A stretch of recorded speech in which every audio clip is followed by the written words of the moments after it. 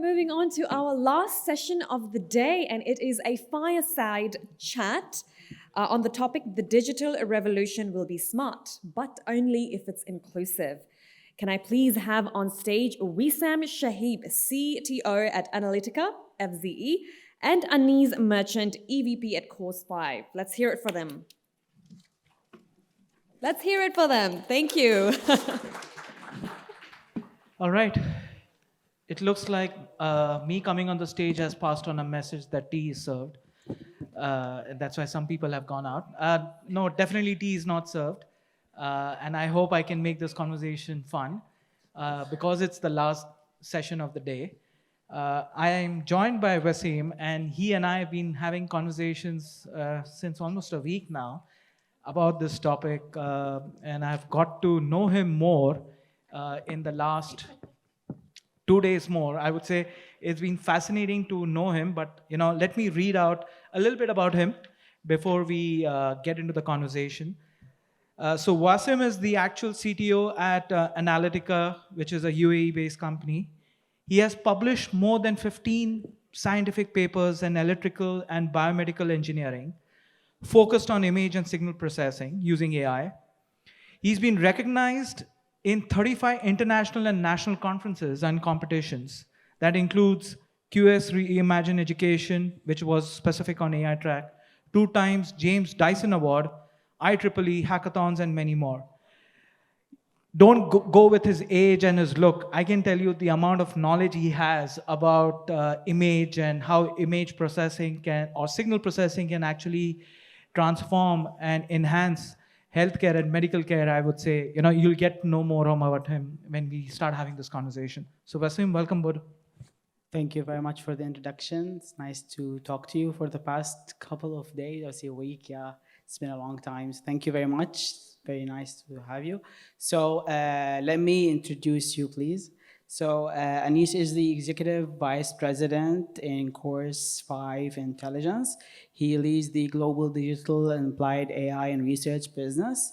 He's gained the sizable digital transformation initiatives and numerous global fortune of over 500 clients across industries, including retail, e-commerce, hospitality, and telecommunications.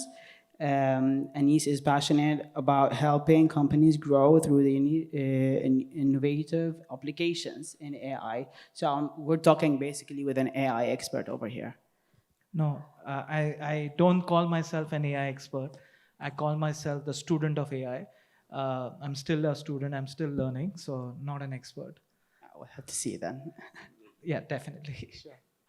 Okay, so in today's session, we're going to talk about inclusivity and digital transformation. So as you already know, all of you, for the past couple of years, now digital transformation has been taken a huge step forward. Now, the major question that pops up into anyone's mind, is it really inclusive when it comes to human? I mean, not digital, not technology only, but only to human and different peoples. So I'm going to start with the first question to you, Anis. How did your organization company, as far as it took this step forward into digital transformation and inclusivity in your company itself? No, meaning definitely we can talk more about my company, about the companies we work with. But let me take a step back, and what does inclusivity mean to many of us? Today when you think about digital, the first thing which comes to our mind is technology, and whether technology from a hardware or software perspective. But if you take the other side, and when people think about driving digital transformation, everybody loves to throw a technology at the problem or at the transformation agenda. And I always give this reference that, digital transformation feels like a hammer in a hand, and we are trying to find a wall where we want to bang, rather than the other way around, where we have a problem, where we have a wall, and we need to fix that.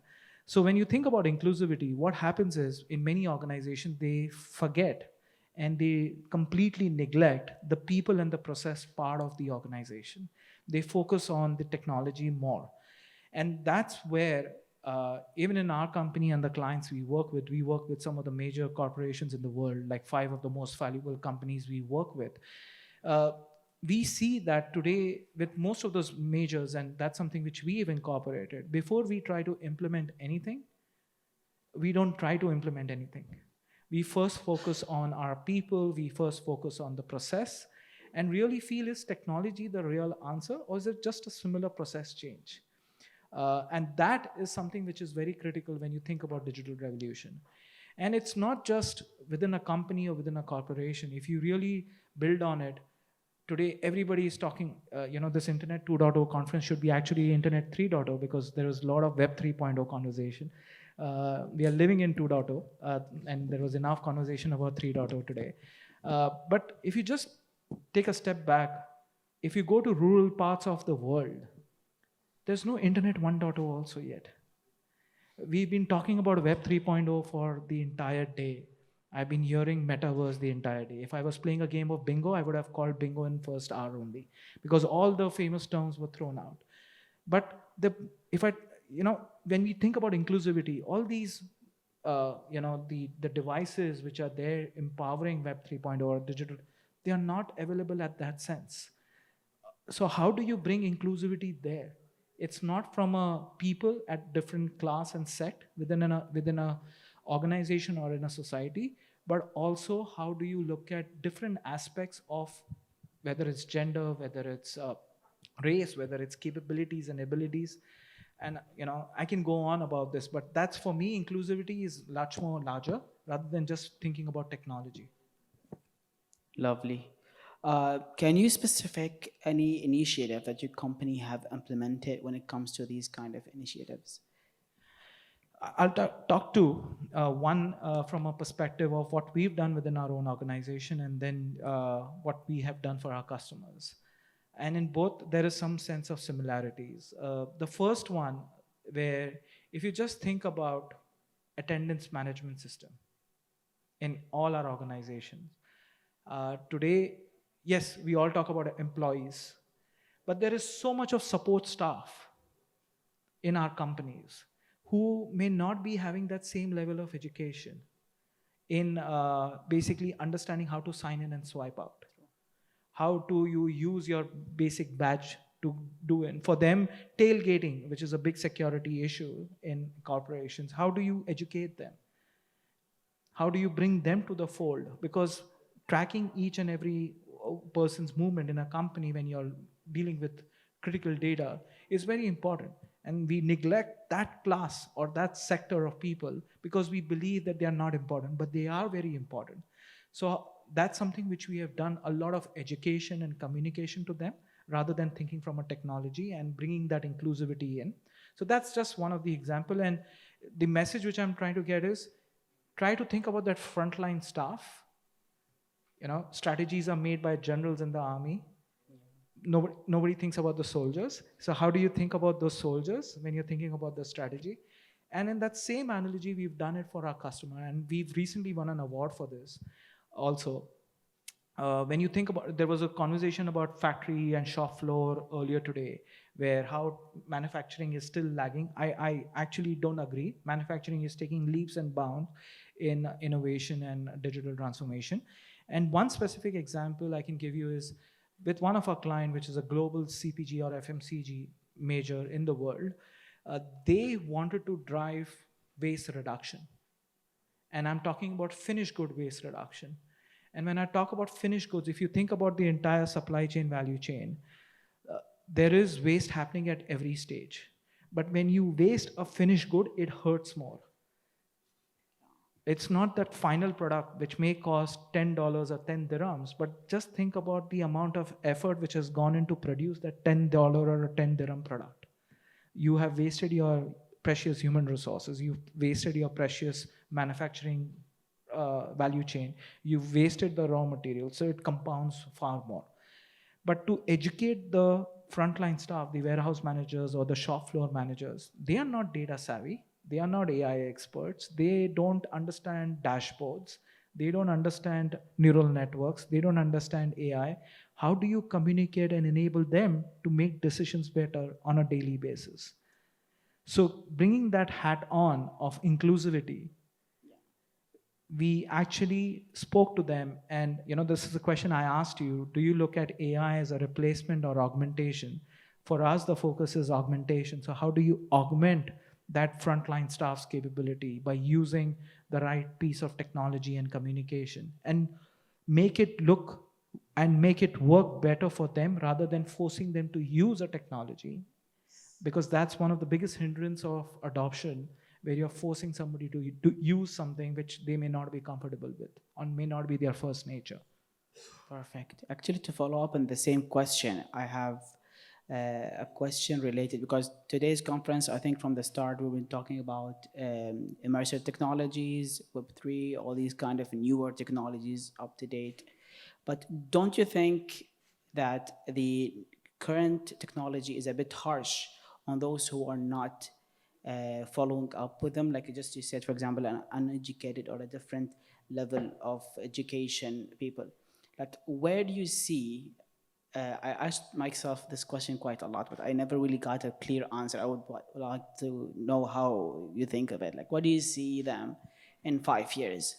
Like, eventually, because you can't force education on everyone, because it's not always a possibility.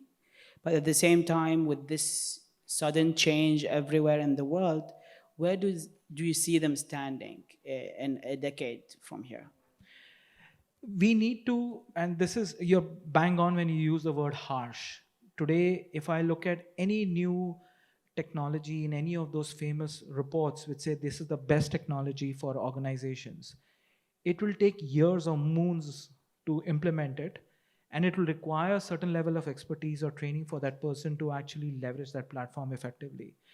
And for commoners like me, by the way, I call myself an accidental analytics professional. I don't have any engineering or AI degree. I am a finance graduate.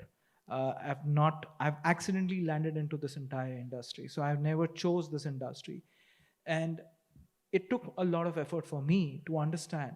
And today, if you have to ask me, can I program a Python code? I can't. But I know how to apply the business application of the technology. And I think this is what it is key. How do you bring the awareness and communication forward for people? That's one aspect. The second is the cost of technology is so harsh that people don't know. We were joking around earlier today, by the way, he has a printed list of questions. And I told him that, how I shared the questions with you. He said, what? I told him I used Chat GPT to actually build those questions for you. And he laughed and he said, I use the same thing for you. So, but I don't know how many people are aware of Chat GPT today, as an example, right? Because we are in that industry, we know about it. But there is lack of awareness and communication. And I don't know if you've used ChatGPT and platforms like that, it's cost prohibitive, or you need a system which can run with it. It takes time, as an example. There are inhibitions. How do you bring out or remove those inhibitions out from people and users? So there was a good analogy earlier in one of the conferences, like the success parameter is when our grandparents actually start using that platform. That's the true success of the adoption. And I completely believe in it. Today, candidly, if we are able, and it's not grandparents, it's a child as well. If you can teach, like my son asked me, hey, Dad, what do you do? It's difficult sometimes to explain what I do for a living. He just feels that I'm sitting on a computer and playing games, but I'm not, right? But that's not, how do you explain and ensure that a child can use a system and a grandparent can use a system which is very easy and not too harsh and not too overwhelming for them to leverage it? True. I think we still have a lot of work to be done when it comes to the technology and the UX in general when it comes to these kind of things. So to run to the next question, how do you envision the role of business leaders in promoting inclusivity for digital? It goes back to my first point. Don't go and find a hammer. Look at the wall, understand what that wall needs, and look at it from all lenses. So that's first aspect. The second is bring in people from every part of your organization. When we talk about digital transformation, I don't know how many HR managers or HR heads or CFOs or the chief admin officer are sitting in that same room when they're thinking about technology adoption. I often find this overwhelming that we are trying to implement, and I've seen this with many clients, that they're trying to implement a Salesforce platform, not salesforce.com, but any Salesforce platform or a CRM platform or a marketing automation platform. And if I look around, there is not a single marketer or a salesperson sitting in that room and providing their inputs. True. And going back to my first point, think about that soldier who's there, that frontline staff. Get them included, get them involved in thinking about how would they use it. Because at an overall level, organizations would be able to carve out 20%, 30% of the processes. That frontline staff can actually uncover the entire 70% and build scenarios which really are applicable. And we've seen that time and again, where we've got those business team members involved right from get-go. The implementation, the success rate, the adoption has been far more easier and less issues rather than trying to combat that. And typically, there are many vendors here, the cost of implementation will be small, but the cost of management and maintenance is far more over the years in terms of the implementation. And that's been true because nobody's bought in that first aspect. And there is enough legwork which needs to be done. It's hard. It's very tough to get people's perspective. Everybody has an opinion and a right to opinion. But how do you distill that opinion from actual actions and steps? I think that's something which business leaders need to really consider before trying to find a hammer and saying, okay, now we have a hammer, that's digital transformation, let's bang the wall, right? Not advisable. So currently, do you think that we stand in a position where it's inclusive? Or I would say, did the digital transformation move towards the inclusiveness? Like, was it part of the movement or not? No, I would say it is still not inclusive. Today, if I have to just think about the implementation of internet as a whole or implementation of any of these social media apps, I'm a big social media user. I use a lot of technology. But if you think about inclusivity, we've not thought about, or the individuals who've implemented, or there have not been enough regulations. Now it's coming to bear. We've not thought about privacy. We've not thought about protection of genders. Both, I'm not saying only women, but both genders. How do you protect them? How do you protect children? Or, that sector of people who can be easily impacted with any ill actions on those platforms. And that is still not inclusive. Those platforms are built typically, like, I'll give you an example. It's unrelated, but I feel it every day. When I walk into a mall, I am a little, I am scared and I'm ashamed at the same time. Why? Because if I look at those mannequins, which are showcasing those clothes, none of them look like me. I'm a big guy, I understand that. And they are all there with the perfect, size, and I don't have that. I really have to go back of the aisle or back of the showroom to find a size which will fit me, right? It's not just with digital, it's larger inclusivity. That inclusive mindset we all need to bring in. And that's something which, I would say and that mindset needs to change. It's not just about technology or digital transformation or anything. It's about when you build something, when you're implementing something, how do you bring the larger fold? Or talk about it, say it, the store is not for you. Just say it openly, that's okay. Yeah, totally. Other than hiding it at the back and make it feel like you're hiding it. I totally understand. I think one of the biggest problems is the way they advertise things. Like they have a certain image in their mind and that they want to force it on everyone, which not definitely. It's been there in the business for quite some time. It's not something new only. The big FOMO, right? Fear of missing out.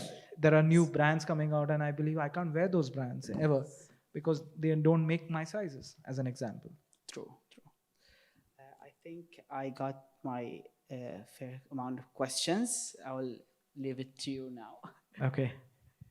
Cool. And we decided this, by the way, we'll do this reverse role, right? Rather than because it was a fireside chat, rather than having one person go and play that role. But, I've got to know you better, more now, because we did a similar session earlier today. But when you think about technology, and I'm going to poke you more on this because you saw me kind of helping on that, and you are a technologist, you play a CTO role. Somewhere you may be playing that role which I've been talking about, not making it inclusive. You may correct me, but as a CTO, and I'm going to go off script now, Yeah, right? sure, of course. So pardon me for that. I'm going to put him on spot here. When you think about technology as a CTO, and you were talking about the cameras you've used in the past to dissect the skin and get. Do you want to first give a little bit perspective what I'm talking about so that everybody is aware? Sure, sure. I worked with different image processing techniques using different types of cameras, hardware. We use with the hyperspectral imaging in different spectrums and multispectral and regular RGB to identify and categorize primary diagnosis of skin diseases. Merely, it was basically for the pimples on the eyelids called MGC. And I've worked around also telemedicine relates to imaging in general. So these hypersector cameras, I don't think so any one of us ever seen them. Correct me. I was just looking up at those images. They are huge. Yeah. The cost of that one single machine is probably worth 10 iPhones, if I'm not Yes. mistaken, right? That expensive it is. And we were talking about it being harsh or not being inclusive. So, what's your perspective on that? Okay. When it comes to hardware, I would say that in technology overall, it's extremely expensive and not inclusive. This is one of the things that I think imaging is playing a very good role and what dragged me into it. Like, for example, you can apply AI model into an imaging hardware by comparing it to another cheaper imaging hardware, and easily you can then transfer this information and have it converted internally through a simple artificial intelligence model instead of having to buy a 70K AD camera. You will just use your phone camera, which is already available using an artificial intelligence model. Or you could also identify, for example, your heart rate through your phone camera without having any sensors involved. This could be very useful for telemedicine for people who cannot really afford these medical systems. So when it comes to inclusivity and technologies, hardware, I think it's extremely harsh. And sometimes the business models do play a big role. People do know that it's expensive, but they don't really take an action towards reducing the price because their main goal is not to have it inclusive. They'll easily tell you, this iPhone is not meant for poor people. This iPhone is made for another class of people. So if you can't afford it, just don't buy it, these kind of ideas. So there is still some gap. And one of the most important reasons why software became extremely wide and spread because of the community. Everyone wants to help each other. Open source is everywhere. Everyone gets to learn something and gets to apply it. So it became extremely widespread. But today, just talking about this further, and you mentioned AI, you were fortunate enough to get a grant. You were fortunate enough to get exposed to those machines where you were able to build those initial models and then make it transferable on a low cost, not the same kind of a features, but use that. But we were talking about probably let's think about students who are in the same situation. They may not get a grant. They may not get the same luck which you had to get that grant and be exposed to the machines. How do you think, and what will your advice be for those people who cannot get that hardware? Because today's software is free, like you said, but that hardware is still unachievable for many of them or not reachable for many of them. I would say the appropriate flow would be formulating appropriate proposals and reaching out for collaborations. A lot of companies, the moment they realize how important and how meaningful this could be for them, even if it took a couple of years to be approached or achieved, they would take that chance. Organizations like medical hospitals or research-based medical centers, they do already have a huge amount of sets of data. Whether it was like accessible, by the way, a lot of sets of data are already being shared online now with people. But whether it's available or not, people wouldn't really have that problem that, okay, I can share this set of data and let's see what they will do. And they're just testing. If you notice, by the way, the surge of hackathon competitions have extremely Yep. increased. The reason for that is that they're getting free ideas by brainstorming with freshers, right? With younger audience than the actual companies. So it became as a very good approach for companies who got stuck, they got blocked with newer ideas to get explored, and they give, of course, opportunity to newer audience and chances and grants and so on. So let's switch gears. And you asked me a question: how do business leaders think about inclusivity? But as a CTO, if you are sitting in the board meeting, or if you are sitting and talking to your CEO or to the executives, how do you think about, as a technologist, bringing in inclusivity in your approach when you're thinking about selecting technology or deploying a technology or changing the world? Well, this definitely, it depends on the application that we're applying it on. I would say, because of what we talked about as imaging, for example, we do like applying a technology that will, you can genuinely say it will disrupt a certain market because of its sudden change in the way it works. No more sensors, just a camera, and you're just good to go. So by itself, this means more people will get to use this at cheaper price and a wider audience. This, you're creating these kind of inclusivity when it comes to the technology. Of course, in certain sections and sectors like medical field, you do have to take care of the data sets that you're collecting, that they are more wide, to cover more. For example, skin color. I mentioned earlier to you that we had an issue of that. Of course, this is very common for anyone who uses image processing, that if you're using it in medical section, you have to take care of different skin colors and so on. Otherwise, the system will not give the same accuracy. So inclusivity means you are aware of what you're going into and you list them properly to begin with. Otherwise, you will fall back after a few years. and and specifically in the healthcare or health tech space, I think what has happened really, like you spoke about the platforms which are driving hackathons like Kaggle or any of these, the reason why, and I want to get your point of view as a CTO.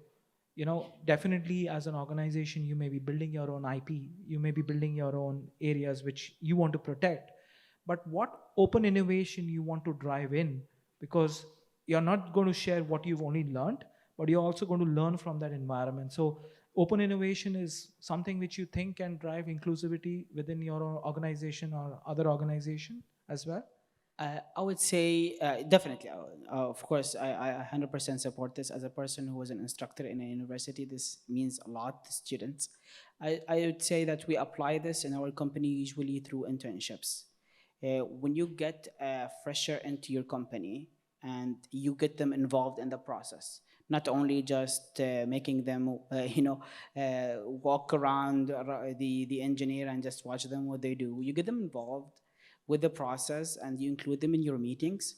You start listening to complete different perspective of things, especially that they're still young, they're learning, they have a lot to do. So they would like to, have some attention. So they will do a lot of impressive things. Building on to what you've just said, some of the things which we have seen, at least working out, is even though we are a service provider, we work with some of our other clients, we also work with other startups. We also collaborate with other companies because, and it's not that, we also attend conferences like this because, when you think about inclusivity, I often say don't build your world as a frog in the well kind of a concept where you're just building it within your own company. You are also trying to bring in ideas and perspectives from outside. That's one perspective. The second thing is we've also set up our own AI labs with universities. Like you spoke about you being a professor, you being a researcher. We have 2 AI labs set up with institutions so that we can learn from bright minds, whether these are academias or people who are pursuing their PhDs. So we've built that perspective of inclusivity in a very different way from a technology, and strongly believe in open innovation as a concept, because an open innovation is not just restricted to bringing in startups or participating in hackathons, but you can actually widen that horizon. And one of the horizon is actually participating in the conferences like this. Uh, Definitely. but as organizations continue on this path, Wasim, one of the challenge I see is, digital transformation. People can keep talking about it, eternity. Uh, Taking that first step is always difficult, because there is a fear of inclusivity as well. Because whether we will be able to, whether what we are trying to implement will help all our customers or our employees or the larger stakeholders. What would be your recommendation be to them? Like, how do they overcome those fears of inclusivity? I would say that there is one point that's very important to talk about when it comes to this. It was an advantage towards during the pandemic, that it actually gave a huge chance to multiple people from different places to work together through the remote jobs. Now, I'm not sure about other parts of the world. They probably already had the remote work done before, but here it was very unlikely to have anything running remotely. Everyone wanted to see the people. Everyone had this, as you said, check in, check out, typical type of job. They had this, feeling that this is the right way to be done.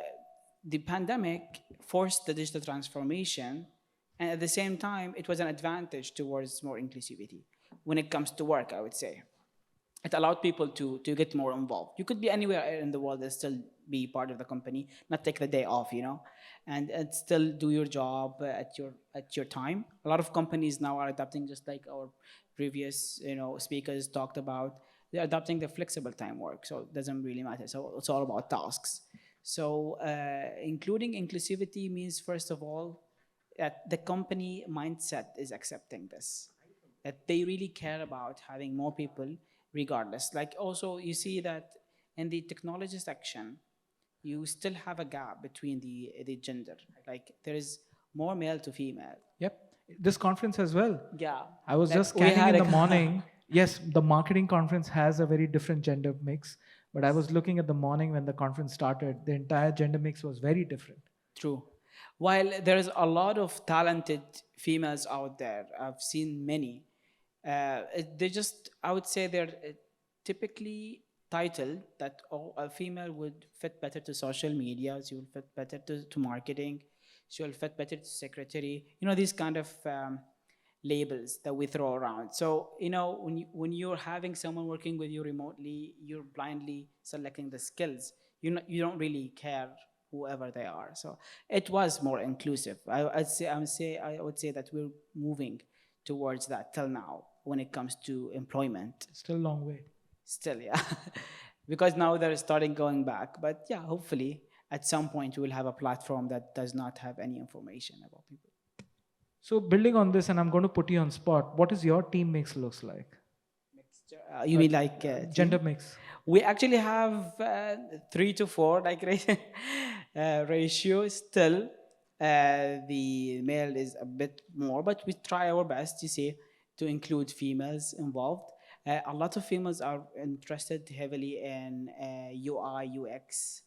We also saw our friend the other in the morning. She's into this field as well. So I would say, they're into design and stuff. But I've seen a lot of my previous students, for example, computer engineers. They're very into technology and very bright. So yeah, there is still a chance, but it has to be pushed a bit, cultural wise. No, it's a big one. You need to bring in that inclusivity at all levels, as I was talking about, and it's also multidimensional, whether it is gender, race, caste, or the sect which people come from. It's important, and it's bringing in global people. And I've seen enough over a time period that if I bring in that inclusivity from these dimensions, I get to learn a lot personally, and it has helped me to become better at my job. And as I said, I'm still a student, not an expert, so I'm learning every day. But I know we have some time left, and I want to talk about this specific topic about AI in the last few, because you are an expert. I would call you an expert. You've done your research there. I haven't. You know, for people like me who don't know coding, who don't understand, yeah, we can write basic SQL codes or can get our arms around basic dashboards. How do you bring in inclusivity there? Because we didn't have our natural training there. We didn't probably choose to build that career there. And today, there is a big demand for the skills, but at the same time, it's not necessary demand to code and code, but to understand and apply or implement. So, how do you bring in inclusivity in AI specifically? Yeah, I would say first step before AI coding in general, a big amount of companies have moved towards the no-code platforms to allow their employees to get involved regardless of their knowledge. If we're talking about the whole society, I would say that nowadays, even for example, I'm giving an example of UAE's schools, they're now including programming in a very young age. We're talking about elementary schools. So students are now getting involved much earlier than for our generation. We got involved in bachelors, for example. But regardless of coding, if you're talking about the no-code, platforms, they're heavily being spread everywhere. There are just write on Google no-code platform, you'll find at least 10 successful ones. So I would say anyone who wants to get involved, can get involved over there, and then they'll take it from there to add AI. I'm sure that they already have that over there. But let's say I don't want to study AI. Okay. Okay, I'm a person who's creative. You said UI, UX, I'm creative. But there is this word of social media, FOMO, right? Oh, yes, yes. Now, every student is going through this programming language. Every child is learning Python. Every child is learning some SQL or some C-based language, Java-based languages. Is that good in the name of inclusivity? Well, as I would say, as long as they're enjoying it, they will definitely find their way around it. Are we having saturation in the market now? Well, there is a huge apply to it. A lot of people are going towards it. But to be honest, very few stand out. Because at the end of the day, you might learn it. I always say that you might learn 10 languages, but eventually there are a few of them which you will stand out with and you will feel more comfortable working. This is for you, Right. But, nothing goes to waste, nothing. You will definitely use this somewhere or another, at another project maybe. Some people are standing out because of their, they're thinking outside the box, whether it was design or coding, the way they're even training their AI models. Now, AI has been there for quite some time, but you can see that few models are now becoming very popular. You mentioned ChatGPT. There is DALI before it, which is for image generation, and they're now popping up. That's because the previous ones were just building the foundation, The base. yeah, the base. No, I think this conversation has been very interesting. Thank you for letting me go off Thank you very script. much. No, we enjoyed Do we it. have time for questions? Any questions? I know we are in the middle of just before the tea break. People need some caffeine to wake up. But if there's any questions, happy to take them. Any questions? You do have, okay? On the side of digital revolution, I would like to ask on ChatGPT, should we allow to use this kind of technology? Which technology? ChatGPT. Oh, okay. You know, any of these technologies, whether he spoke about DALI or ChatGPT, have you heard about Mid-Journey? People are making money out of it because they're generating NFTs. See, it's like a new toy. I would give that reference. Now, there are a lot of these new toys coming out. ChatGPT is like the newest toy for technologists like us, where we are all getting excited. But by the way, there are platforms like this already existing before ChatGPT. The only difference what ChatGPT did is it was launched by a company which is very well known, first of all, and second is it kind of got the attention more than any of the social media platforms ever had. So if you read the stats, amount of millions of subscriptions, but not kind of talking too much about that. But going back to your question, I think the question which we kind of both answered is look at it as an augmentation rather than a threat. Okay, I'll just give you an example. I don't know how to write a poem. I don't know how to write a song for living. Okay, if you have to ask me to do that, I will miserably fail. But that day for fun, because I heard somewhere you can do it, I wrote a rap song on ChatGPT. Okay, just for fun's sake. And I was surprised. Okay, with minimal inputs, it gave me a song lyrics where it clearly said, okay, what is the first verse, then the chorus, then the second verse, chorus, third verse. It kind of crafted the entire song. Today, if I had to sit and think about the questions which I have to ask him, would have taken me 30 minutes. It took me 2 minutes, less than 2 minutes, because it threw 5 questions in front of me. And I said, okay, I tweaked this and I sent it to him. 5 minutes, my job was done. So look at it as an augmentation, whether it's ChatGPT or any of these platforms which you can leverage, rather than trying to look at it as a threat or whether it's going to harm us. Yes, everything with the guardrail should be leveraged. If it starts throwing information which is not in confirmation of the society, then you should be wary of that. Just to add to your words, keep in mind that it's only been out for like a week now, or approximately 10 days. Of course, it became a trend and all, but what I've learned for these kind of platforms, they don't come without a price. So number one is they're keeping your generated data.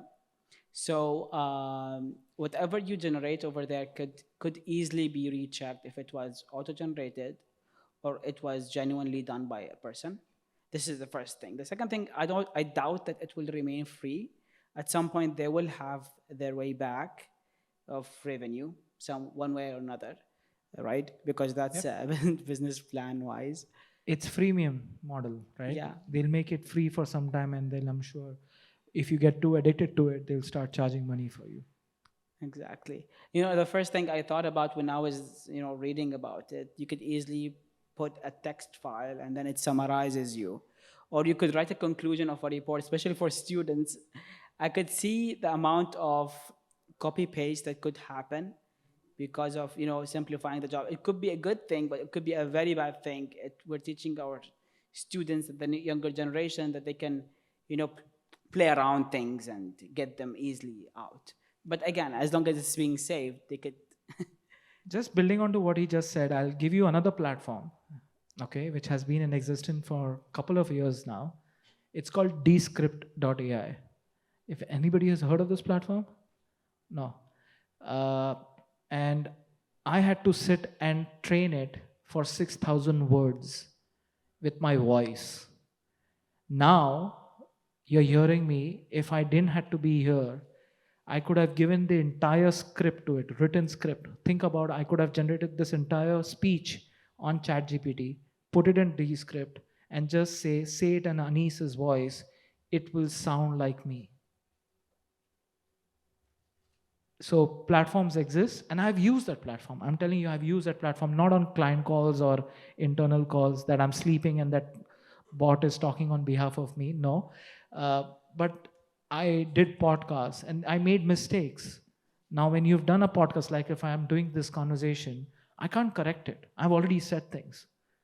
But using that platform, I can correct my voice, as an example. So platforms exist. You can use it for your advantage and use it as a tool, as a hammer. I gave that rather than, okay, now I have a hammer and I want to kill it, right? So that's the analogy I will share. Got it. Thank you.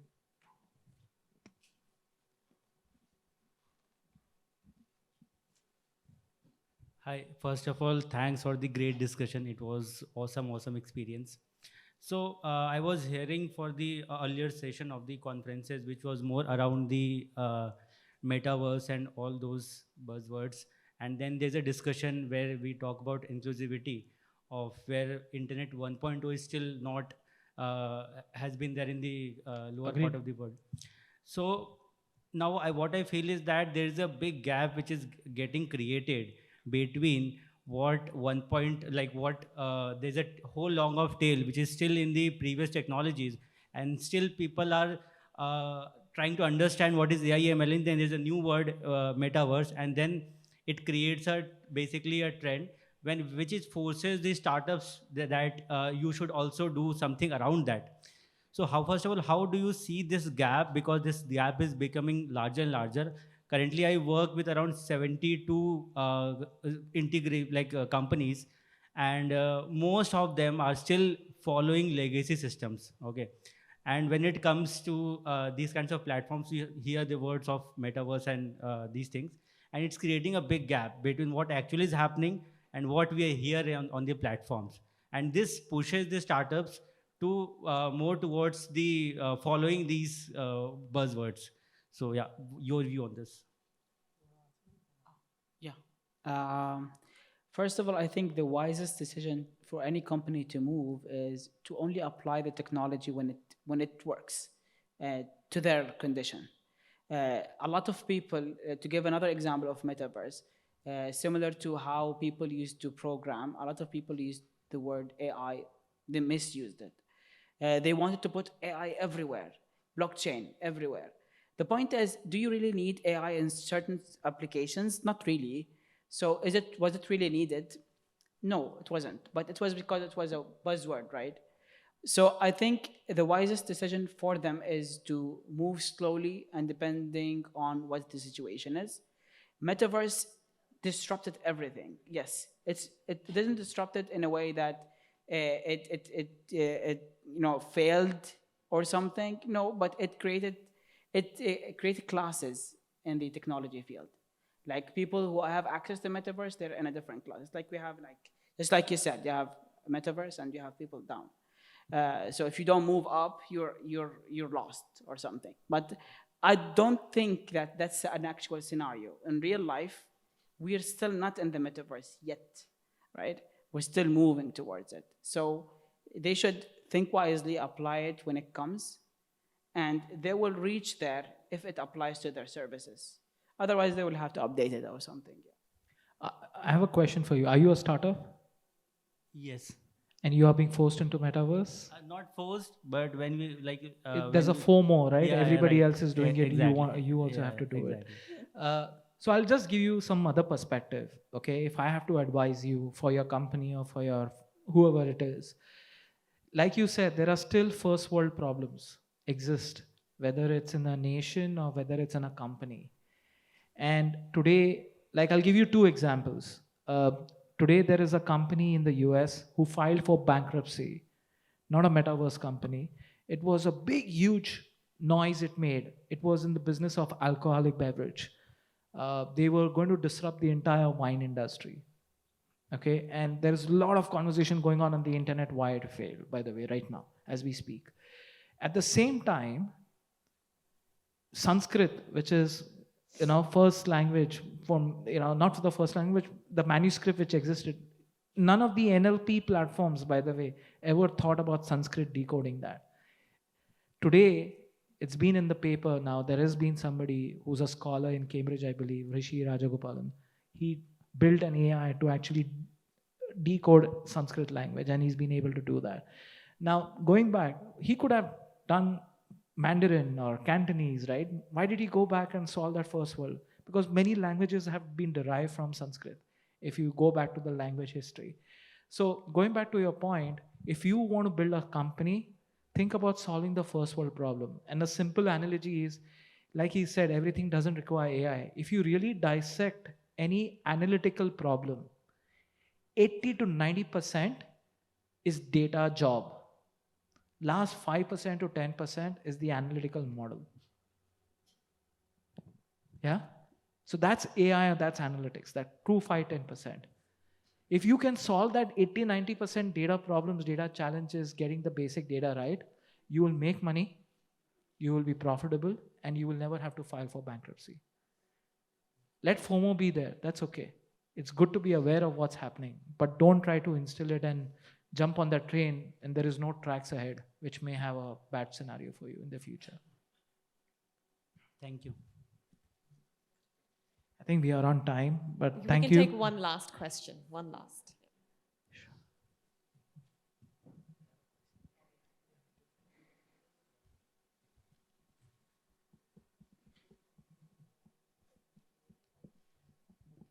So thank you so much. It was a very nice fireside chat. And I'm an HR person. So thank you very much for mentioning that, like when the CTOs are creating strategy, they forget sometimes HR as a department. So thank you for that. So my specific question here would be, as an HR person, what is your recommendation? What are the top 3 skills that we need to build up for the workforce in general?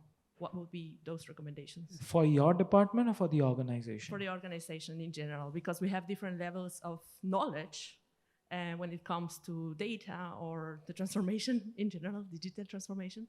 So from your perspective, what would be like the main 3 skills that we need to consider to build up in an organization? I'll give you a high-level tip. Yeah. Hopefully that helps. Yeah. One is awareness. Awareness. Okay. An awareness of platforms, methodologies, technologies, not overwhelming them. Mm-hmm. And I'm a big movie buff. Okay. And if you have to teach somebody what is AI, show them Minority Report. Mm-hmm. Okay. Show them Ready Player One.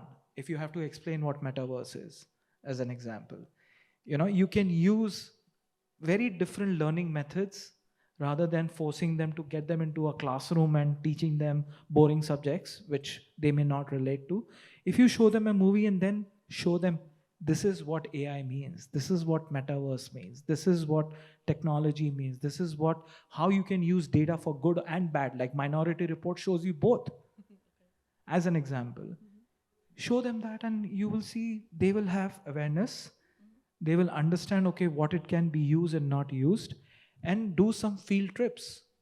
I would use an example. Show them how to look at a problem, not as a problem, but how do you now look at, okay, if this is bottle of water, what kind of data can you generate from this? If you look at this bottle, can you write it down and tell me what data do you generate? This is what the machine can see. This is what a system sees, as an example. So that awareness and then applicability, which is the second piece. Okay, if I give you 10 data points about this bottle, what can you fix now?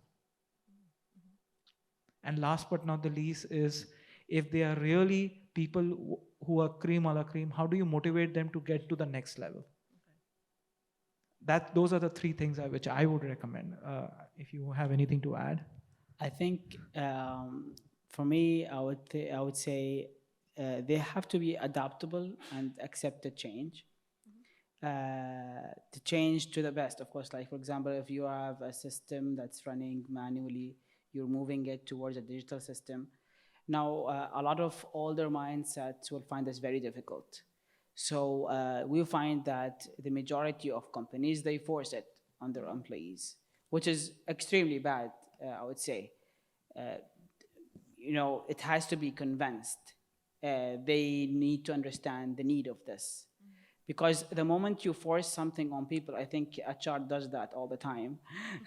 So they have to understand why they're doing it. Because even if it was for the sake of the business, they have to understand this is important because this and that. And at the end of the day, whatever language it is, whatever technology it is, it all can be taught. Everyone can learn the technology. It just needs, just like you said, awareness and acceptability. If they accept to change to that they want to learn that technology, they will go for it. But if they are not willing, even if you force them to learn it, they won't, and they will just fail most of the time. So, you have to work on the convincing part. HR has to work on the convincing part. Okay, thank you. Does that help? Yeah, for sure. Thank Thank you. That's the end of it. Thank you. If you guys have any more questions, you can definitely grab them outside. Yeah, thank you, gentlemen. That was a interesting fireside chat. Quite enjoyed that. All right, ladies and gentlemen, and that brings us to the end of our day one of conference. I hope you all had fun learning and interacting with tech pioneers. Now, we would like you to proceed outside to our high tea networking party where you can mingle more and you can ask more questions from each other. Yes, and tomorrow is going to be even more exciting, so I'm excited to see you all tomorrow. Thank you for being a lovely audience. I am Nashpreet, and I'm signing out for today. See you guys tomorrow. You can clap for me.